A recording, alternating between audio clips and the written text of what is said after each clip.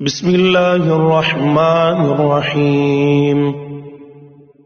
شروع اللہ کے نام سے جو سب پر مہربان ہے، بہت مہربان ہے۔ یسألونک عن الانفال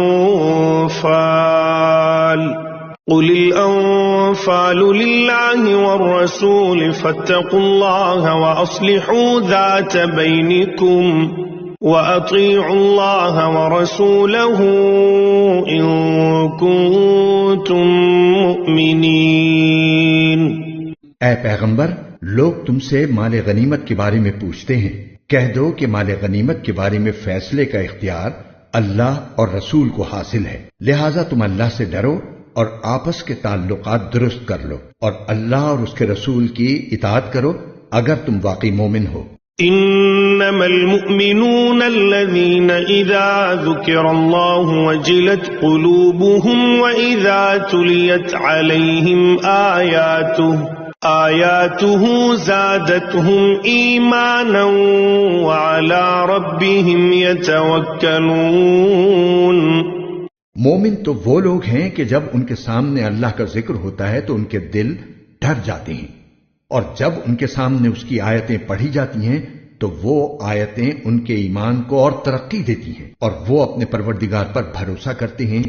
الذين يقيمون الصلاة ومما رزقناهم ينفقون، جو نماز قائم کرتے ہیں اور ہم نے ان کو جو رزق دیا ہے اس میں سے فی سبیل اللہ خرچ کرتے ہیں۔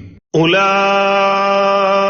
هم المؤمنون حقا لهم درجات عند ربهم ومغفرة ورزق کریم۔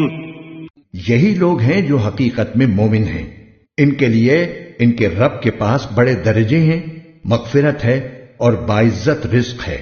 کما اخرجك ربك من بيتك بالحق وان فريقا من المؤمنين لكارهون۔ مال غنیمت کی تقسیم کا یہ معاملہ کچھ ایسا ہی ہے جیسے تمہارے رب نے تمہیں اپنے گھر سے حق کی خاطر نکالا، جبکہ مسلمانوں کے ایک گروہ کو یہ بات ناپسند تھی۔ يجادلونك في الحق بعدما تبين كأنما يساقون إلى الموت وهم ينظرون۔ وہ تم سے حق کے معاملے میں اس کے واضح ہو جانے کے باوجود اس طرح بحث کر رہے تھے جیسے ان کو موت کی طرف ہکا کر لے جایا جا رہا ہو اور وہ اسے آنکھوں سے دیکھ رہے ہوں۔ وَإِذْ يَعِدُكُمُ اللَّهُ إِحْدَى الطَّائِفَتَيْنِ أَنَّهَا لَكُمْ وَتَوَدُّونَ أَنَّ غَيْرَ ذَاتِ الشَّوْكَةِ تَكُونُ لَكُمْ وَيُرِيدُ اللَّهُ أَن يُحِقَّ الْحَقَّ بِكَلِمَاتِهِ وَيَقْطَعَ دَابِرَ الْكَافِرِينَ۔ اور وہ وقت یاد کرو جب اللہ تم سے یہ وعدہ کر رہا تھا کہ دو گروہوں میں سے کوئی ایک تمہارا ہوگا، اور تمہاری خواہش تھی کہ جس گروہ میں خطرے کا کوئی کانٹا نہیں تھا وہ تمہیں ملے، اور اللہ یہ چاہتا تھا کہ اپنے احکام سے حق کو حق کر دکھائے اور کافروں کی جڑ کاٹ ڈالے۔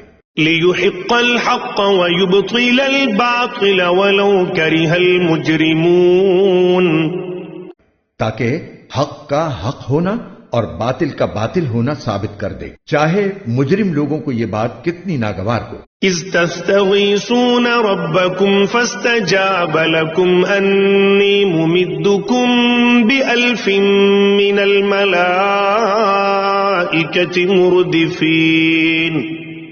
یاد کرو جب تم اپنے رب سے فریاد کر رہے تھے تو اس نے تمہاری فریاد کا جواب دیا کہ میں تمہاری مدد کے لیے 1000 فرشتوں کی کمک بھیجنے والا ہوں جو لگاتار آئیں گے۔ وما جعله الله الا بشرى ولتطمئن به قلوبكم وما النصر الا من عند الله ان الله عزيز حكيم۔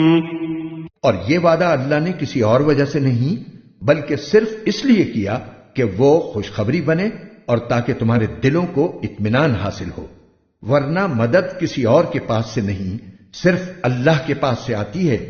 یقیناً اللہ اقتدار کا بھی مالک ہے، حکمت کا بھی مالک۔